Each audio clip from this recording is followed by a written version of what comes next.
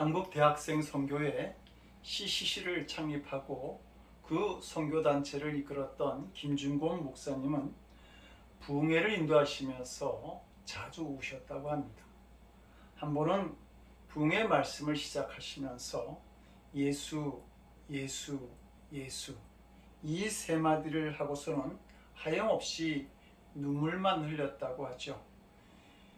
예수님이 자신에게 주신 은혜가 너무도 컸던 것입니다. 이렇게 하나님의 은혜에 감동할 줄 알았던 김준곤 목사님은 30만 명이나 되는 대학생을 예수님께로 인도하였고 위대한 믿음의 사람들을 양육하기도 했습니다.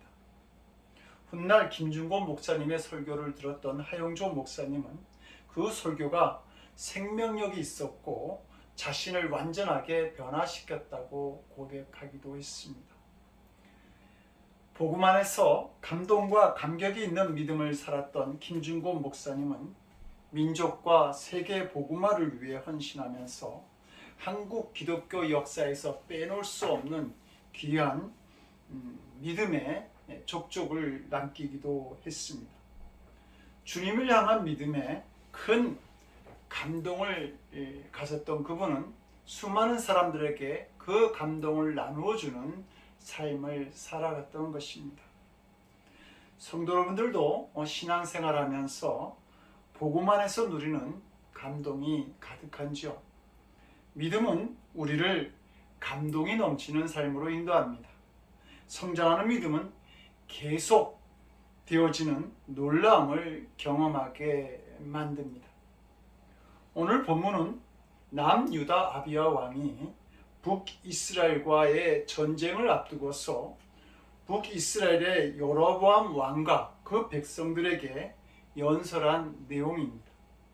우리는 본문에 나오는 이 유대왕 아비야의 연설에서 생명력이 가득한 살아있는 믿음의 모습을 발견하게 됩니다. 남유다왕이 된 이 아비야가 군대를 이끌고 북이스라엘과 전투를 하기 위해 전쟁터에 나갑니다. 그러나 객관적인 전력면에서 너무 약했습니다. 우선 군사의 수가 비교가 되지 않았습니다. 남유다는 40만 명이었는데 북이스라엘에는 80만 명의 군사가 있었습니다.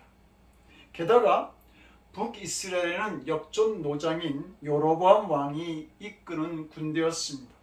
열왕기상 11장 28절은 이 사람 여로보암은 큰 용사라 이렇게 기록하고 있습니다. 그는 아비야 왕의 아버지 르호보암 왕을 이겼던 사람입니다. 그러나 이 아비야는 왕이 된 지 3년밖에 되지 않았고 전쟁의 경험도 전혀 없을 뿐만 아니라 이 여로보암 왕과는 수십 년의 나이 차이가 나는 완전 햇병아리였습니다. 그러므로 이 전쟁은 어느 모로 보나 북왕국 이스라엘의 승리가 뻔하였습니다. 북왕국 이스라엘은 아주 우람한 어른과 같고 남왕국은 약한 어린아이와 같이 보였습니다. 성도 여러분들이 이 아비야 왕이었다면 어떻게 하시겠습니까? 얼마나 고민이 되고 두렵겠습니까? 기업이나 직장의 일에도 우리는 긴장되고 큰 스트레스를 받고 괴로워 힘들다고 말하지 않습니까? 얼마 전 저희 막내 대진이가 직장에서도 문제 삼지 않는 작은 실수를 저질렀습니다. 입사한 지 2개월밖에 안 되었으니 모든 것이 생소해서 일어난 일이었습니다. 그런데 너무 힘들다고 하는 겁니다. 하나님께서 요즘 날 왜 너무 힘들게 하는지 모르겠다고 그렇게 한탄하는 겁니다.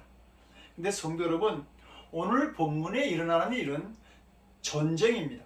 한 국가가 멸망할 수도 있고 많은 백성의 목숨이 왔다 갔다 하는 위기의 순간입니다. 얼마나 힘들고 어려운 일이었겠습니까?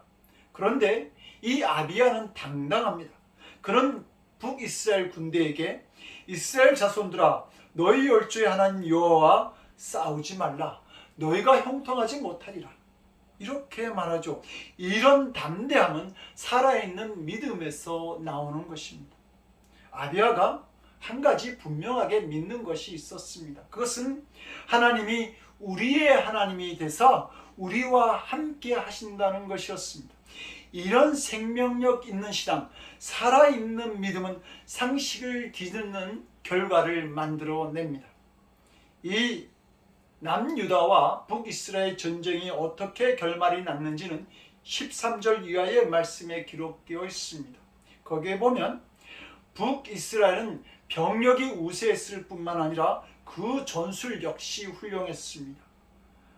그래서 그들은 유다의 앞과 뒤를 둘러싸는 양동작전을 펼쳤고 그 결과 전투가 시작되자마자 유다는 앞뒤가 포위되는 진퇴양난에 빠지게 됩니다. 누가 보아도 이미 전쟁은 끝났다, 유다는 졌다라고 볼 수 있는 상태였습니다.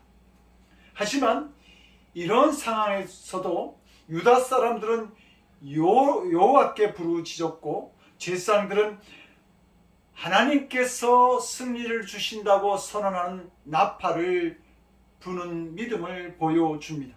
바로 그 순간 하나님께서는 그 압도적 전세를 가지고 있던 북이스라엘을 오히려 유다 앞에서 크게 피하게 만드십니다.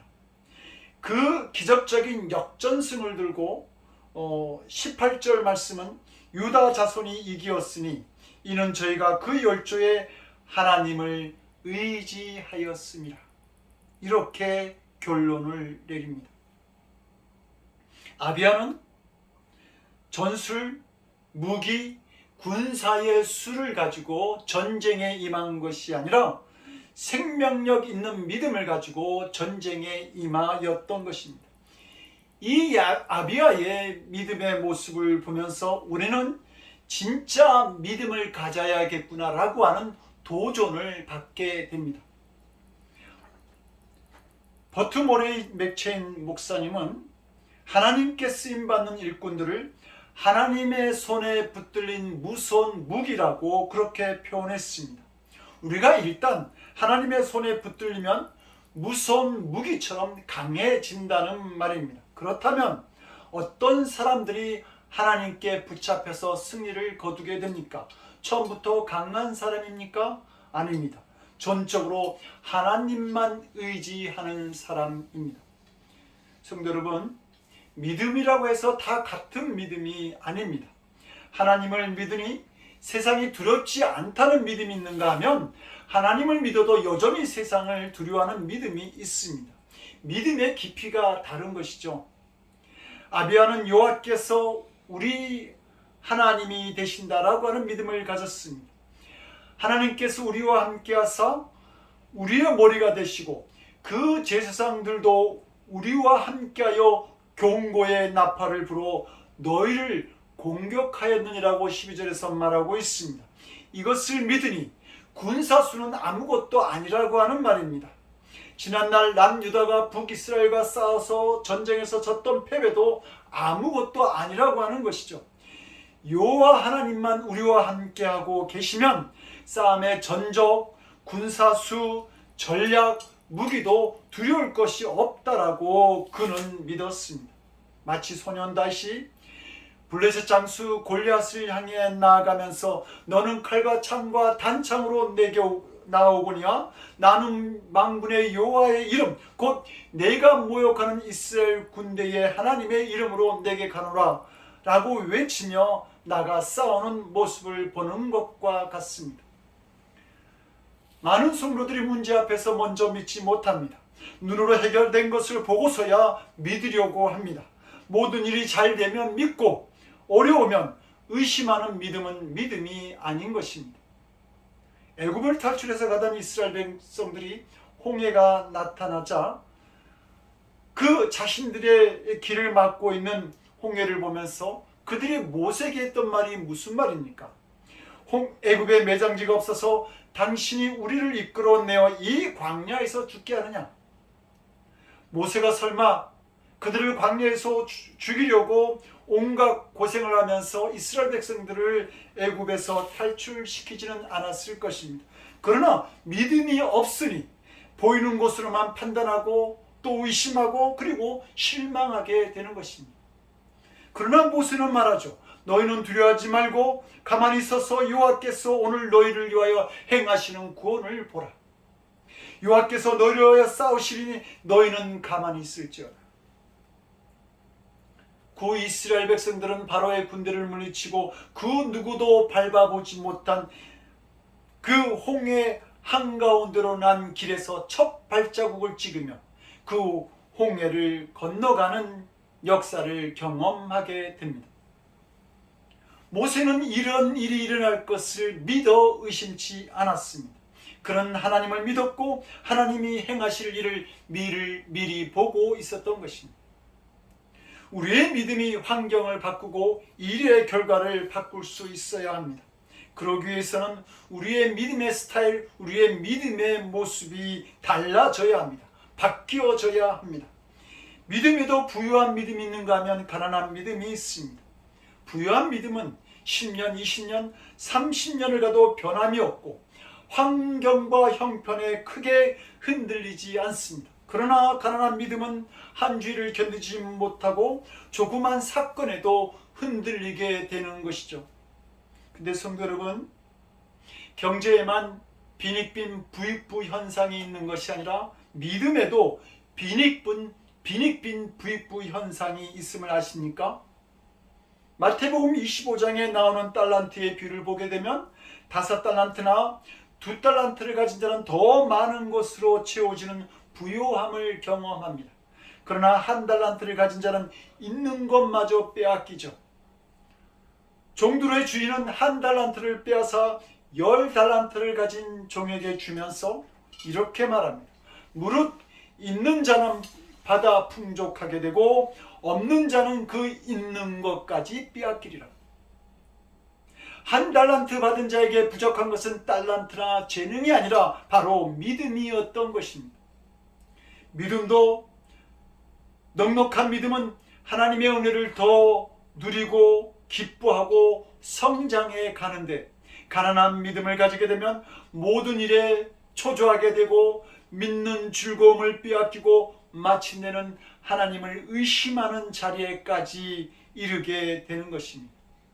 마치 가난한 집은 나무 열매가 미처 다 익어가기도 전에 먹을 것이 없어 배고프다고 말하면서 따먹게 되물어내서 맛있는 열매의 맛도 모르고 오히려 설익은 열매의 부작용으로 인해서 고생을 하지만 부자의 가수원에 열린 열매는 빨갛게 익어서 그 열매의 단맛이 오를 때까지 기다렸다가 맛있게 먹고 또 저장해서 두고 먹는 것처럼 말입니다.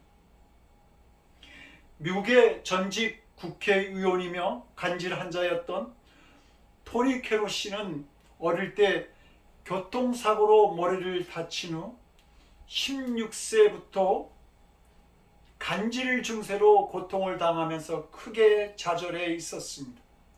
운전면허도 딸 수 없었고 군대에서도 직장에서도 그를 받아주지 않았습니다.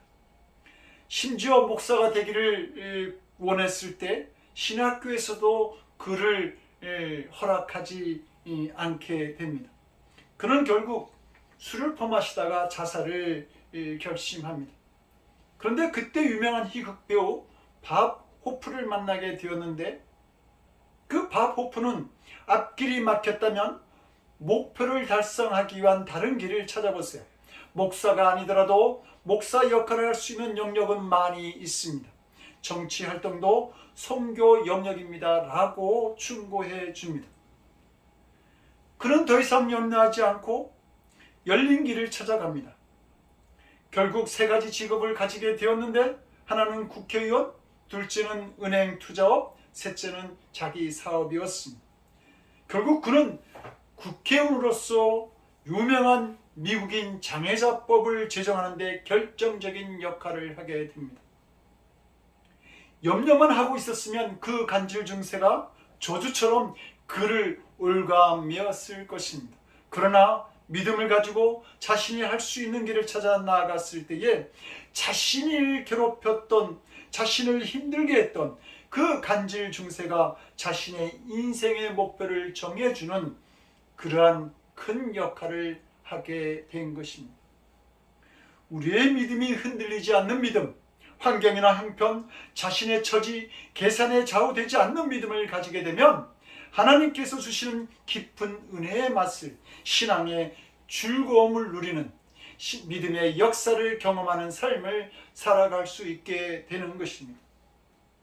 성도 여러분, 믿음으로 산다라고 하는 것은 순간순간 하나님을 향해 결단하는 것을 말합니다. 모세는 광야 생활을 마치게 된 이스라엘 백성들에게 새로운 결단을 요구합니다.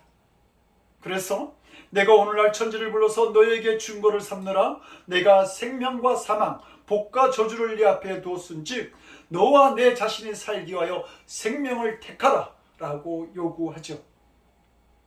가나안 땅에 살게 된 이스라엘 백성들을 보면서 여호수아가 또한 그들에게 너희 섬길 자를 오늘 선택하라고 요구합니다. 여호와를 섬기는 것이 좋지 않게 보이거든 강 건너편에서 섬기던 신이든지 혹 너희의 거하는 땅 아모리 사람의 신이든지 너희 섬길 자를 오늘날 선택하라. 오직 나와 내 집은 여호와만을 섬기겠노라고 말합니다. 갈멜산에서 바알과 아세라 선지자들과 영적 싸움을 벌이게 된 엘리야는 그곳에 모인 이스라엘 백성들에게 온전한 믿음을 요구하지 않습니까? 언제까지 너희들이 둘 사이에서 머뭇머뭇하려느냐? 여호와가 만일 하나님이면 그를 따르고 바알이 만일 하나님이면 그를 따를지니라. 성도 여러분, 우리가 무엇을 선택하냐에 따라 우리 인생의 모습이, 삶의 질이 달라집니다. 먼저 믿음으로 선택해야 합니다. 그리고 결과를 보는 것입니다. 이런 믿음이 감동과 감격의 사건을 만들어낼 수 있습니다. 이해님의 나를 부르는 당신이란 시입니다. 오를 때는 몰랐는데 내려와 올려다 보면 폭도 높은 산을 내가 넘었구나. 건널 때는 몰랐는데 대 건너와 다시 보면 폭도 긴 강을 건넜구나. 이제는 편히 쉬고만 싶어 다시는 떠나지 않으렸더니 아 당신 그래도 움직이는 산 굽이치는 강 나를 부르는 당신. 지난 시간 꽤 괜찮은 믿음의 삶을 살아온 것 같습니다. 그러나 하나님은 여전히 지금도 움직이는 산 굽이치는 강으로 우리를 부르고 계십니다. 그리고 우리는 먼 훗날 하나님 앞에 설 때까지 그 부름에 응답하는 선택을 하며 살아야 하는 것이죠. 교회로 가는 길은 차로 20분이지만 저는 산을 넘고 파도치는 바다를 건너 겨우 갑니다. 이 글은 저희 교인이 저에게 주신 글입니다. 주일 아침마다 지친 몸과 힘든 마음을 붙잡고 교회로 나오시는 이 분의 생활과 마음을 알 것만 같습니다.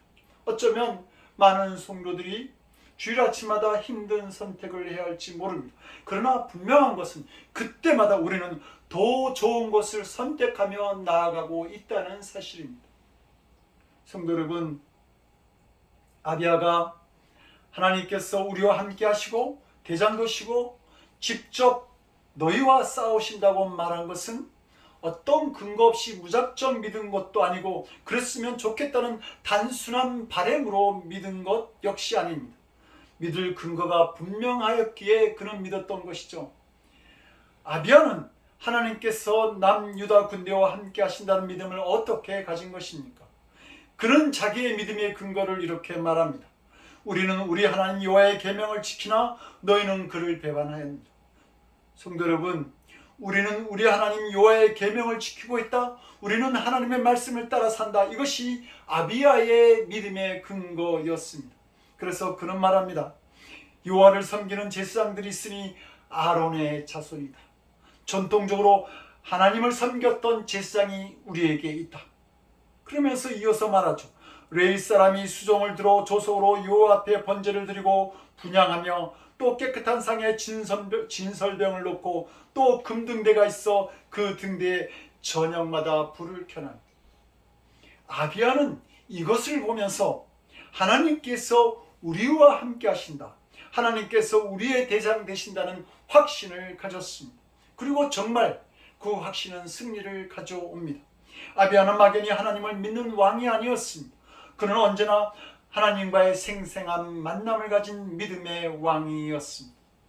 성도 여러분, 아비야가 생생하게 하나님을 만나는 체험은 특별한 것이 아니었습니다. 어떻게 보면 늘 반복되는 제사와 성전 일과였습니다. 그러나 아비야의 눈에는 그것이 하나님의 임재의 증거로 보여졌던 것입니다.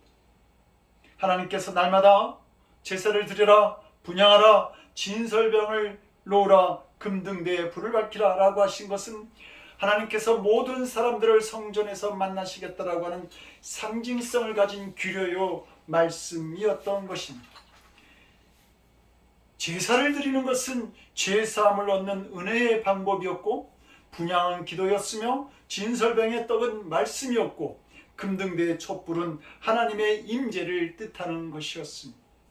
아비야는 이것을 육신의 눈으로 본 것이 아니라 영적인 눈으로 본 것이죠. 그리고 하나님이 우리와 함께 하신다라고 하는 확신을 가지게 된 것입니다. 성도 여러분, 우리도 하나님께서 우리와 함께 하신다라고 하는 증거를 볼 줄 알아야 합니다. 그러면 아직 눈에 보이지 않고 기적이 먼저 일어나지 아니하여도 주님이 나와 함께 하시는 것을 알 수 있습니다. 아비야가 본 것을 우리도 볼 수 있어야 합니다. 성도 여러분들에게 십자가를 붙는 회개가 있습니까? 하나님의 자녀된 믿음의 기도가 있습니까? 오늘도 하나님의 말씀을 듣고 읽고 있습니까? 성령께서 내 안에 거하시는 증거를 확인할 수 있습니까? 그렇다면 우리도 아비야처럼 담대한 믿음을 가질 수 있는 충분한 조건을 가진 사람들입니다. 성도 여러분, 나는 하나님께서 나와 함께 하고 계시는지 잘 모르겠어요. 그래서 저는 별로 간증할 것이 없습니다 라고 말씀하고 있는 점, 이것은 너무도 믿음 없는 소리입니다. 우리가 회개하고 기도하며 말씀을 보고 찬송을 부르며 성령의 임재를 경험하고 있다고 한다면 이것보다 더 놀라운 일은 없습니다. 이것보다 더 큰 간증이 없다라고 하는 말입니다. 어느 눈먼 소년이 연을 날리고 있었습니다. 지나가던 사람이, 얘야, 너는 너의 연이 어디 있는지 보이니? 그렇게 묻자 소년이 대답합니다. 공중에 높이 떠 있지요. 어떻게 하니? 그러자 소년은 이 줄이 팽팽히 당겨지는 것을 봐서 알지요 라고 대답합니다. 회개와 기도, 말씀과 찬송의 줄은 지금 나와 함께 하시는 하나님에 대한 믿음의 줄과 연결되어져 있는 것입니다. 하나님이 이런 신앙의 행위를 통해서 지금 나와 함께 계신데도 불구하고 간증거리가 없습니까? 고린도서 12장 3절은 말하죠. 성령으로 아니하고는 누구든지 예수를 주시라 할 수 없느니라. 여러분의 신앙 고백 속에는 이미 성령께서 역사하고 계시다라고 하는 것입니다. 그러므로 여러분의 믿음을 의심하지 말고 확증할 수 있기를 바랍니다. 오늘 회개할 수 있습니까? 간증거리입니다. 기도할 믿음이 있습니까? 그것 역시 간증거리이죠. 말씀이 들립니까? 귀한 간증거리입니다. 성령님의 강건하심으로 이 자리에 나오셨습니까? 이것보다 더 큰 간증은 없는 것입니다. 함께 하시는 하나님을 믿고 드리는 믿음의 모습들이기 때문입니다. 성도 여러분, 우리에게 찾아오는 문제가, 개인적인 문제가 크게 보일 수 있습니다. 병든 사람의 고통과 두려움 역시 말할 수 없이 크게 느껴질 것입니다. 그러나 그 가운데서도 하나님은 우리와 함께하고 계십니다. 그 증거가 너무도 분명하게 우리에게 있습니다. 지금 이 세상에는 교회가 없는 미전도 종족이 5천 정도 되고 약 6천 개의 언어가 아직 부분적으로나 혹은 전체적으로 성경으로 번역되지 못하고 있습니다.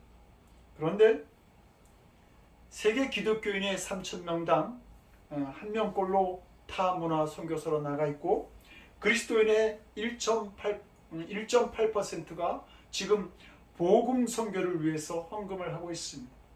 우리가 할 일은 개인적인 문제 말고도 너무도 많이 있다고 하는 사실입니다. 지난주 화요일 미얀마에서는 반체제 인사라고 하는 명목으로 몇 명의 유명 인사에게 사형 선고를 했습니다.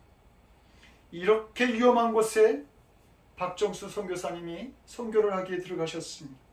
이 귀한 일들은 살아있는 믿음이 아니고서는 생명력 있는 믿음의 소유자만이 감당할 수 있는 것입니다. 아비아는 열악한 상황 속에서도 함께 하시는 하나님에 대한 믿음을 고백하며 전쟁에서 승리할 수 있었습니다. 지금도 하나님은 살아있는 믿음에 역사하고 계십니다. 감동과 감중이 넘치는 믿음으로 하나님의 역사를 경험하며 살아가는 사랑하는 성도들 되시기를 주님의 이름으로 간절히 축원드립니다. 기도하시겠습니다. 우리의 믿음에 역사하시는 하나님,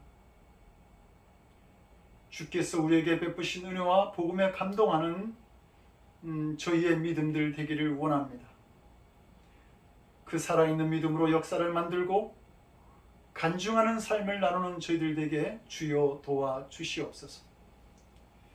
이제는 십자가의 죽음으로 복음을 완성하셔서 우리에게 믿음의 생명력을 허락하신 우리 주 예수 그리스도의 크신 은혜와 독생자의 희생제물을 통해 열악한 상황 속에서도 우리를 도우시는 은혜를 깨닫게 하시는 아버지 하나님의 극진하신 사랑하심과 기도와 찬송, 회개와 말씀을 통해 주님이 우리와 함께하고 계시는 증거를 깨닫게 하시는 성령님의 감화감동 우리 안에 교통하시고 역사하시는 놀라우신 은총, 복음에 감격하고 받은 은혜와 감동을 이웃에게 나누기를 원하는 거룩한 성도들 머리 위에, 저들의 삶과 가정과 일터와 드리는 기도 위에, 그리고 복음에 감격하여 말씀을 들고 이 땅 곳곳에서 그 감동을 나누기를 원하는 선교사님들과 그 가정 위에 지금으로부터 영원토록 함께하옵시기를 간절히 축원드리옵나이다. 아멘.